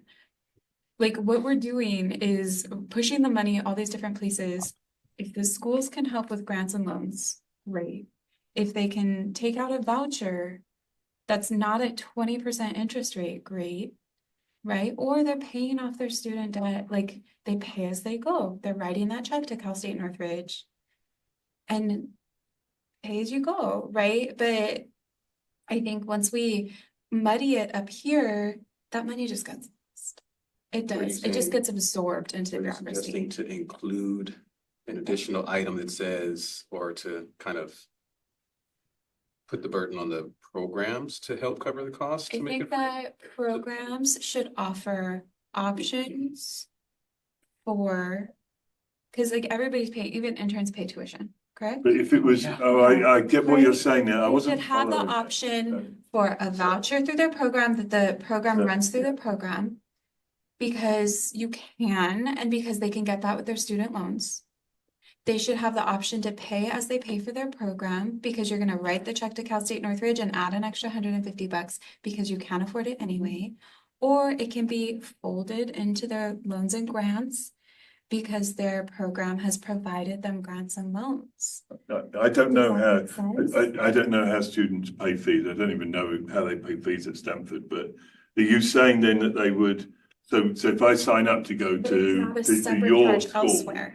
I will know how much I'm going to pay to come and do the teacher ed program, and we just add the 300 to that because you're expected to take it, Yeah. and then that person either gets the relief like they're getting all of the other aid money from, or they don't because they weren't getting any aid anyway because they could afford to pay and they've got income from other sources or whatever. But it's added to that. So the student never pays.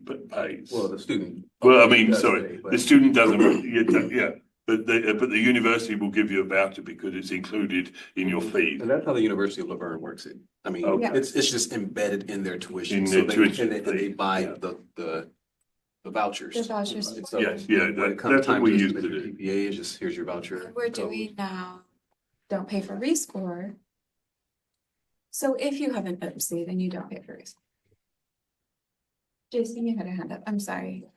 I'm saying we need to Get to another move one. on. Yeah, I'm so sorry. Ben did put a more general. I put what Shayna said. I literally copied what Shayna said and then deleted certain words and made it about RDI TPA. And it's an option and it's not an option. It was just Yeah, trying to help. so do we want to delete that recommendation or just make it a recommendation to keep it in as a part of candidates programs? It's embedded within the candidates program. Hear me out. That's it. All right, we will read that at the end. To hear me out. Did you write that? We're supposed to also talk about cost with local scoring, assessor training. It's the cost of That's scoring being covered in another. So That's all I need to 16 says you should score locally and that gets embedded in how you run your cost structure for your program. If you scored locally, I think intuitively it would be in the structure of the program. I think it would have to be. Yeah, it'd be really weird not to be at that point. This is another one, how like the validity study should be completed by the state. Do they mean the CTC? They mean the state needs to fund, so the validity scoring mean the double scoring, right? Yeah.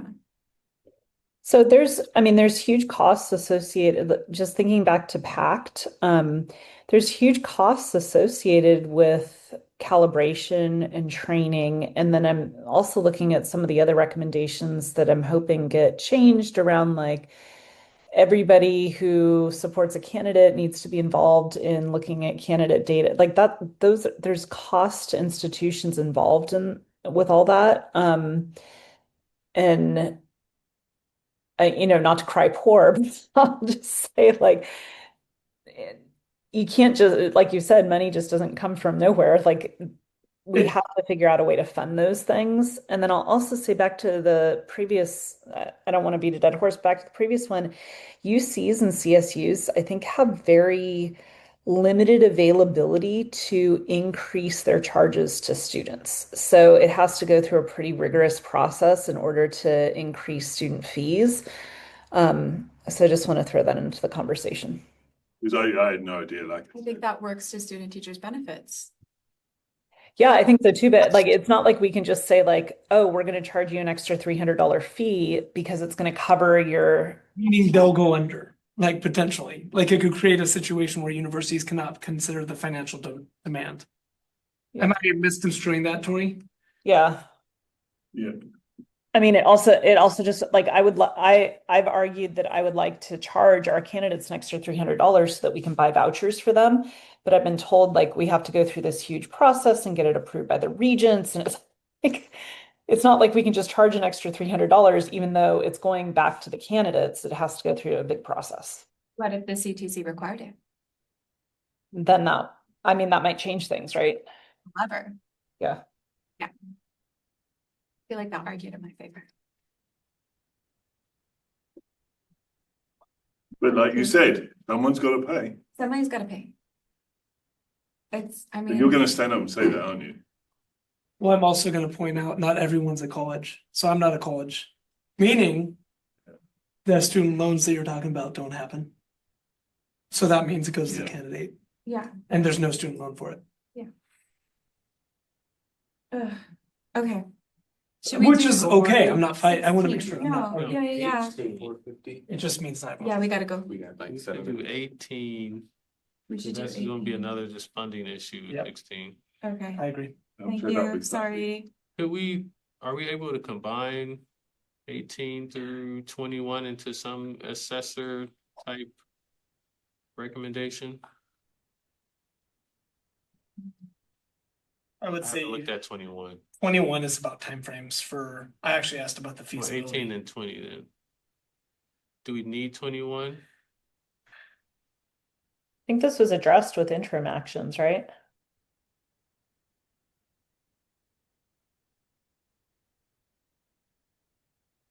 Yeah, I feel like this was, I also think it's sorry. yeah, I thought this was kind of, number 5. No, where did it go? There was it moved, number 8. Well, and I was gonna say, well, people on the comments, people are asking to keep it when you scroll through them. Someone, well, actually only one person. Is this necessary? No, yeah, only one person did. Yes, addressing the interim actions.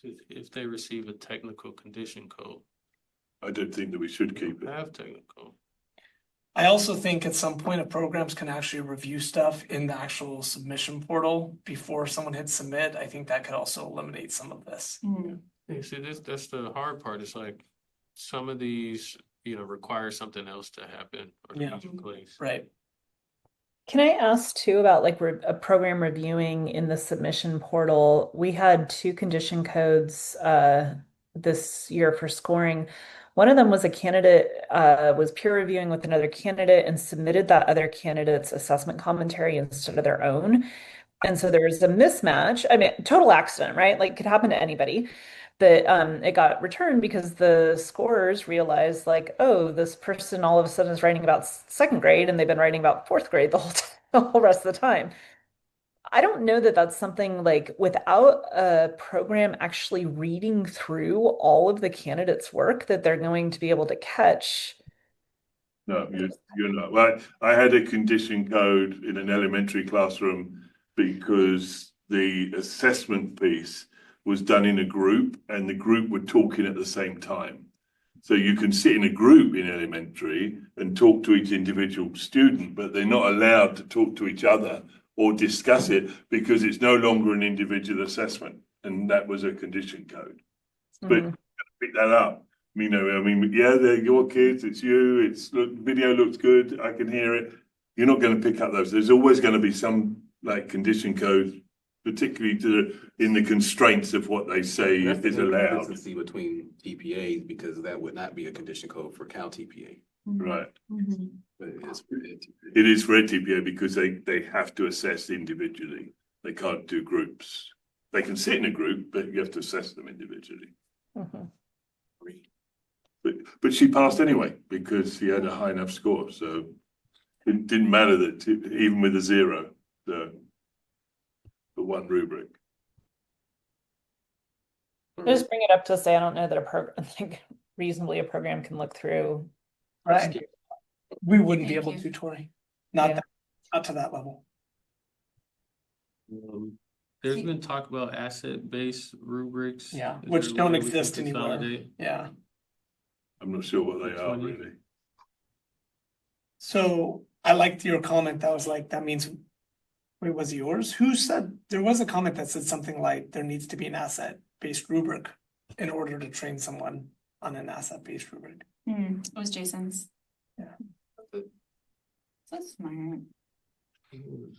Uh, And then I feel like the assessor knowledge of specific competencies that exist in like the training one that was, there's another one about training. Wait, which one are you?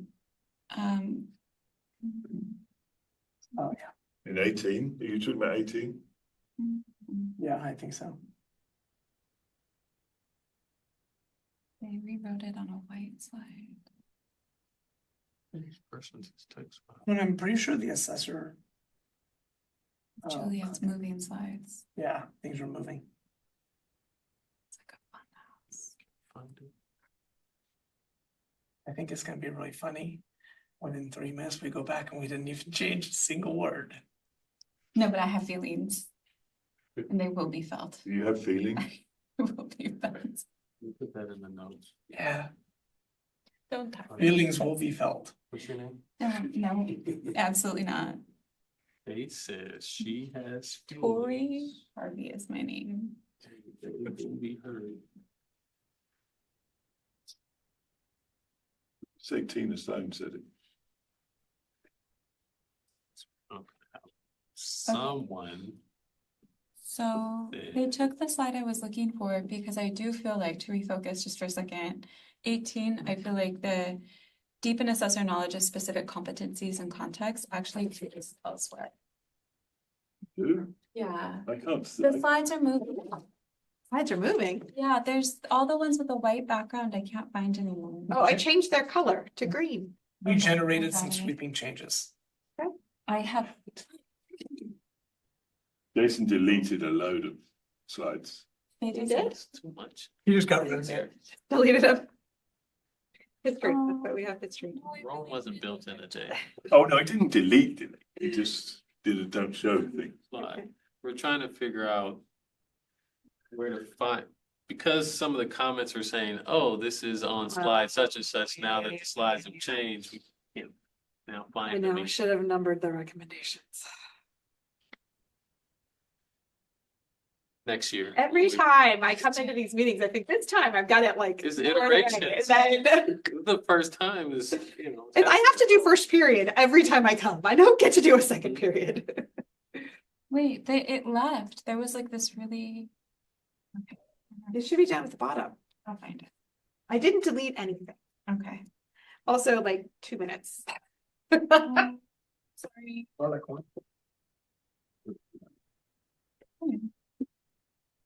Today was the last day I would panic, but.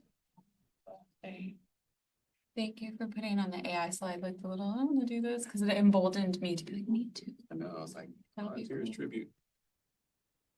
I said I would never do this again. Mhm. That's really cool.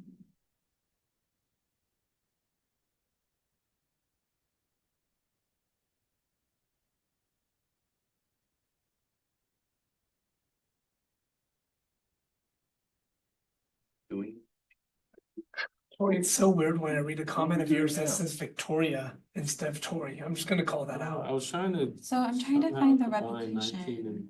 and I didn't think 21. there was. Okay, maybe it's just. 19 and 21. They're talking about assessors. I feel like there should be.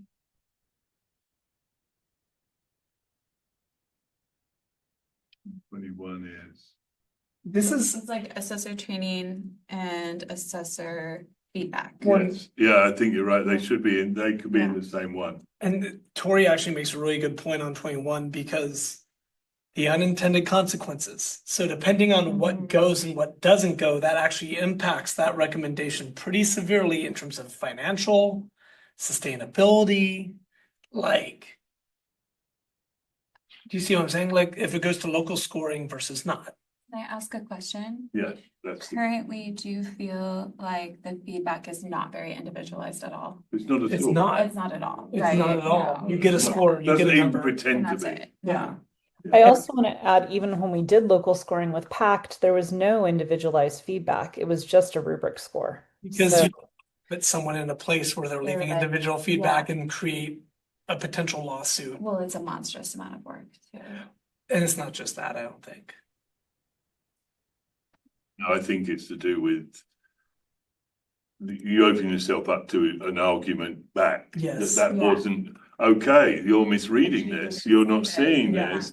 You're seeing it a different way to me. Right. It becomes a judgment call rather Yep. than a fact. It would also delay the time that they receive their results. Yeah. Because right now it's pretty Yeah. much cookie cutter Click, click, responses click, and yeah. which. Yeah. Box check, box check. But Like, all we knew, don't they have to do a rubric score for each section? They Yeah, can't so just a get that? rubric is technically individualized because you get a rubric score. It's You're 14 individual. pages of rubrics. That's done. For the Cal TPA, it's 14 pages of rubrics for cycle one. for elementary in at TPA, it's 18 pages.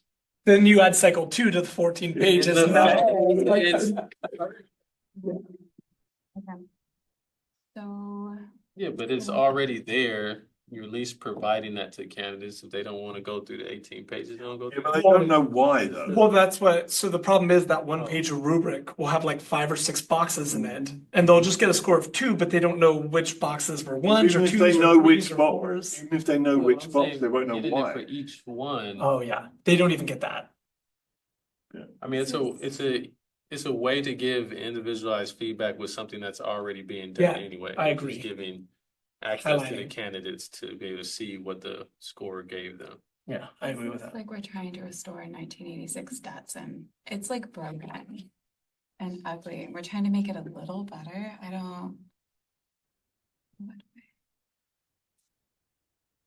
Well, Put that I was in about to say, there. I can pull up and show you what the most recent score report looks like. I mean, I don't know if it'll make a difference, but we're out of time, so. We're out of time.